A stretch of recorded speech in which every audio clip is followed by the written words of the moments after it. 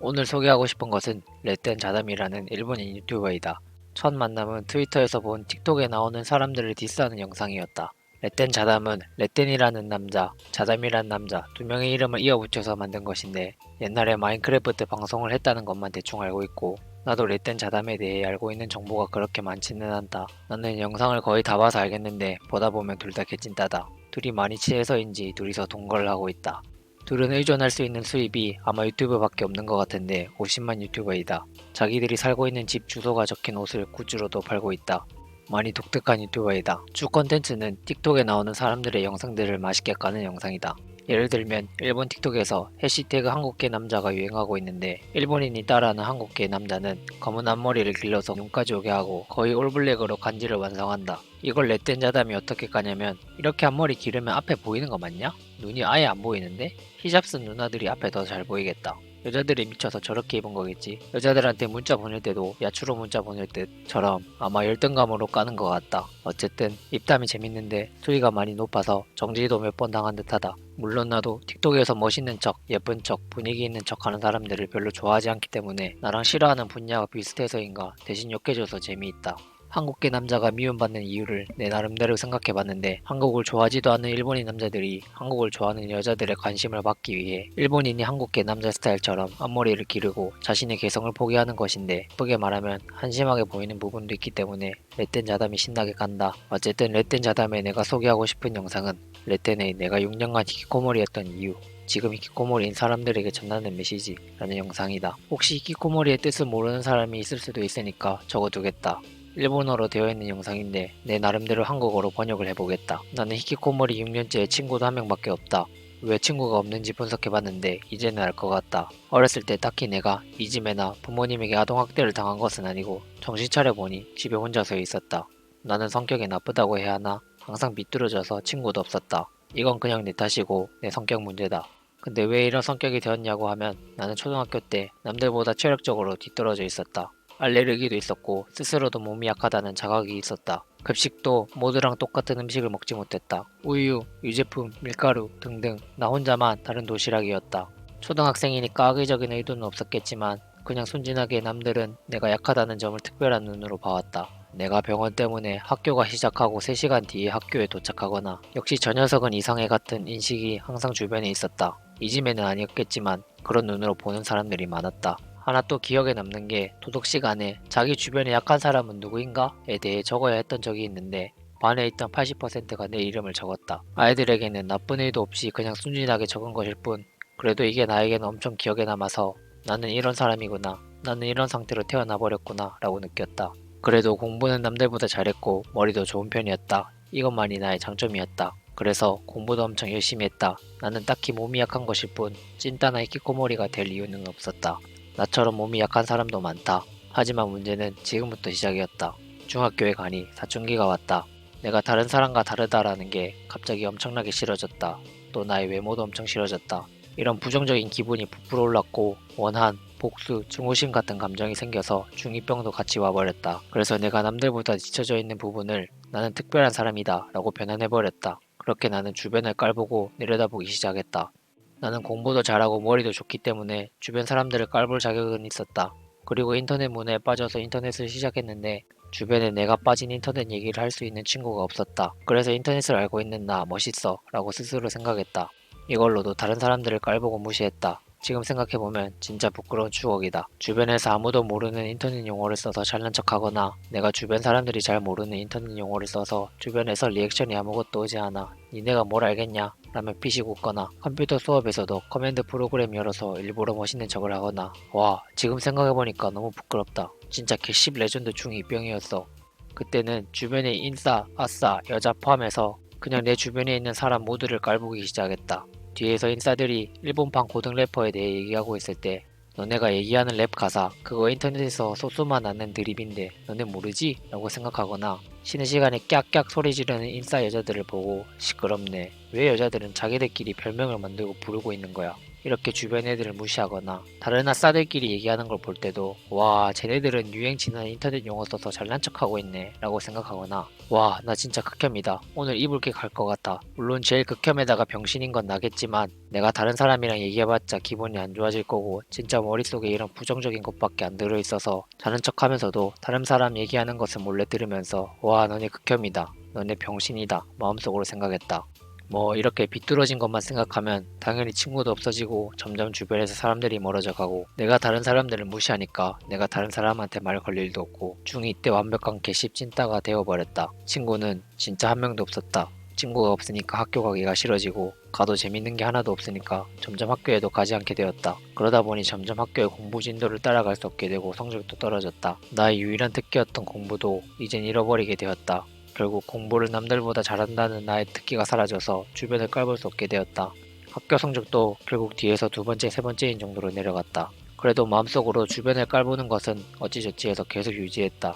여기서 또 점점 내 마음이 비뚤어지기 시작했다. 어떻게 할 수가 없는 악순환의 무한반복이었다. 다른 사람들이 얘기하는 걸 보고 무시하고 깔보는 건 전혀 대단한 일이 아니다. 그런데 나는 남들을 깔보는 것은 멋있는 거다 라고 착각해버린 것이다. 남들을 깔보고 나는 머리가 좋다 라고 착각해버리니까 기분이 좋아진다. 당연히 점점 사람들이 더욱더 멀어지고 결과적으로는 내가 불행해지니까 진짜 이렇게 안 하는 게 맞지만 이때부터 거의 학교를 안 가는 상태로 중학교 3학년까지 어찌저찌 하다가 부모님이 계속 고등학교는 가라고 귀찮게 해서 어쩔 수 없이 공부를 안 해도 갈 수 있는 고등학교에 들어갔다.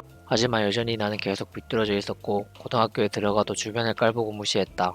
너도 병신이니까 그 고등학교에 들어간 거잖아 라고 스스로 말하고 싶은데 나를 병신이라고 인정할 정도의 마음의 여유가 없었으니까 결국 고등학교 1학년 겨울에 자퇴를 했다. 고등학교 때의 추억은 인생에서 최악인 날들의 연속이었다. 계속 친구도 한 명도 없고 고등학교에서는 계속 혼자였다. 고등학교는 혼자서는 절대 무리다. 학교라는 곳은 결국 사람들과 여러가지 협조할 수밖에 없는 구조니까 혼자서는 이론상 불가능하다.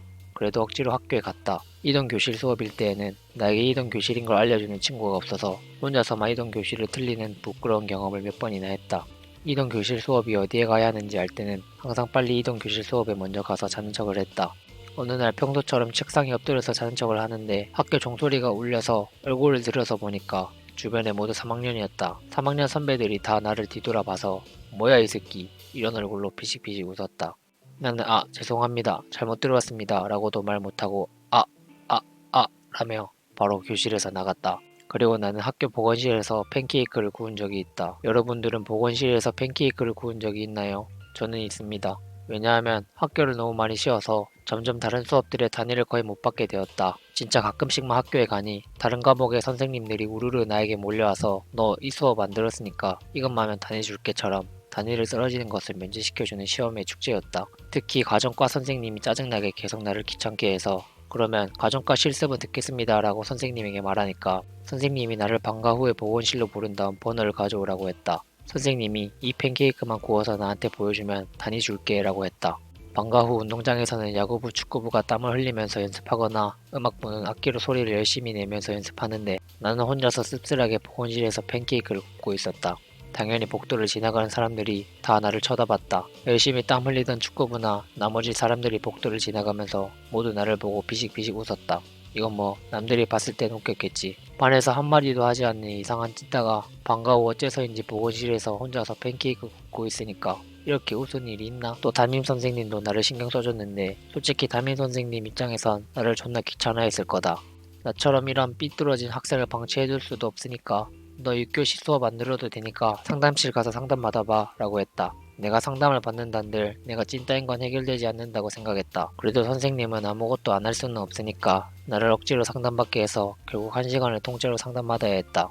상담 선생님은 오늘 어땠나요? 라고 물어보는데 나는 뭐가 오늘 어땠나요야. 나는 여기 억지로 끌려온 건데 상담하고 싶은 것도 아무것도 없는데 어쨌든 선생님이 억지로 1시간 상담을 준비했던 거니까 결국 지옥 같은 1시간이 이어졌다. 나는 솔직히 뭐 딱히 고민하고 있는 건 아무것도 없네요 라고 상담 선생님에게 말하니까 상담 선생님도 당황했다. 그래서 결국 억지로 마음을 풍부하게 하는 방법이나 빨간색 공, 사각형 장난감을 사용해서 사람의 마음을 재현하는 미니게임을 하거나 아무도 그 공간에서 행복하지 않겠지. 나는 상담하고 싶은 것도 없고 상담 선생님도 억지로 1시간 채우기 위해서 열심히 일하고 있고 족같은 시간이었다.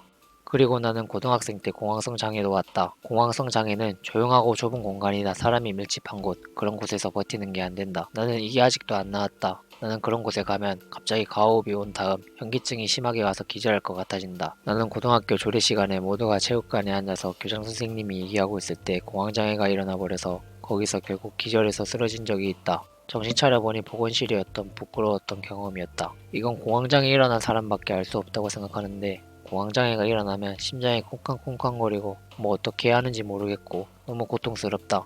지금도 만원인 지하철을 못 타거나 엘리베이터 안에 다 같이 있는 건 너무 힘들다. 결국 나는 고등학교 2학년이 되지도 않은 채 고등학교를 그만두고 히키코모리가 되는데 이때부터 6년간 히키코모리로 지내면서 깨닫기 시작했다. 주변 사람을 깔보고 무시해도 좋은 건 없다 라는 걸. 주변을 깔본다고 한들 아무 일도 일어나지 않고 무엇보다 내 정신적으로도 이런 건 좋지 않았다. 그래도 주변을 깔보지 않으면 내 멘탈이 버티기 힘들었다. 그래도 조금씩 남들을 깔보고 무시하는 것을 그만하자. 어떻게든 시간을 들여서 나의 마음을 교정하자. 이것만큼은 내 시간을 들여서 고치는 것밖에 방법이 없다고 생각했다. 그래서 조금씩 이 사람이 진짜 너무 싫지만 이런 좋은 점도 있었지 같이. 싫어하는 사람도 좋은 점을 찾아서 좋아하려고 하는 노력을 했다.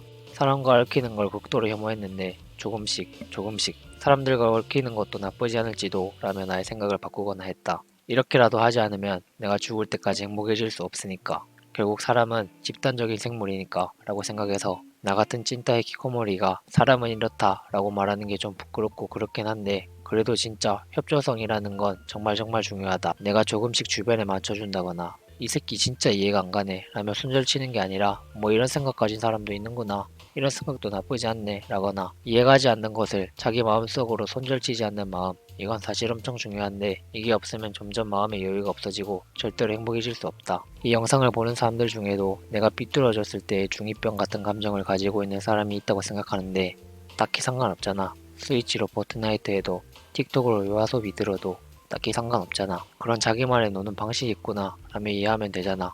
나도 그때 마음속으로 고등 래퍼 얘기하는 인싸를 병신 취급하는 게 아니라 고등 래퍼는 시즌8이 제일 재미없단 말이지 라며 시즌8을 재미없게 만든 사람의 뒷담을 같이 하면 되는 거였어. 딱히 싫어하는 것이나 싫어하는 사람을 억지로 좋아하게 만들어 라는 게 아니라 자기가 이해하지 못하는 사람이 있다는 것을 이해해두는 게 제일 중요하다. 이해 안 가는 것을 극단적으로 비판하거나 손절쳐버리면 나처럼 진짜 개 히키코모리 된다. 진짜 이해 안 가는 사람을 바로 손절치는 게 아니라 그런 생각 방식도 있구나라고 생각하는 게 정신적으로도 편하고 손해볼 일도 없다. 진짜 너무나 당연한 것이지만 이걸 깨닫기까지 6년 넘게 써버렸다.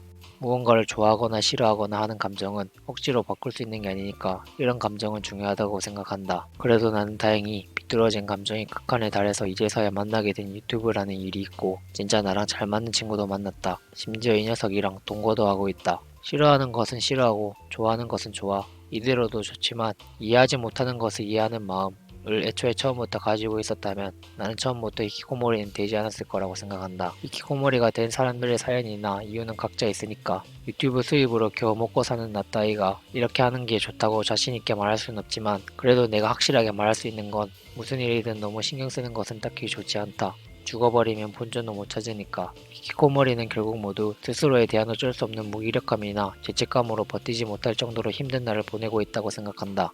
그래도 살면 안 되는 사람이란 건 없으니까. 주변의 환경 때문에 정말로 힘든 건 있겠지만 그렇다고 모든 것을 자기 탓으로 돌려버리는 것은 안 하는 게 좋다. 내가 말하는 것도 웃기네. 나도 아직 친구는 한 명밖에 없고 거의 절반 히키코모리인 상태에다가 나같이 앞니 튀어나온 아다 새끼가 깨달은 척 잘난 듯이 말하고 있지만 진짜 히키코모리들 힘내자고 순수하게 응원하고 싶다는 마음은 가슴에 한가득 있어.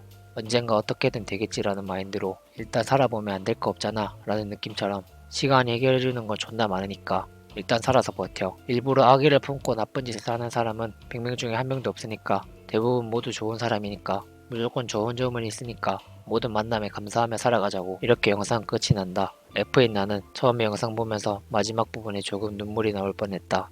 내가 유튜브 시작했을 때 렛된 자담 유튜브의 영상이나 분위기를 내가 어느 정도 참고한 게 있고 나의 중2병 시절 때 많이 비슷한 점이 있던 것 같아서 재밌다고 생각했다. 심심해서 영상으로 만들게 되었다. 스베데 노 대화이니 칸샤.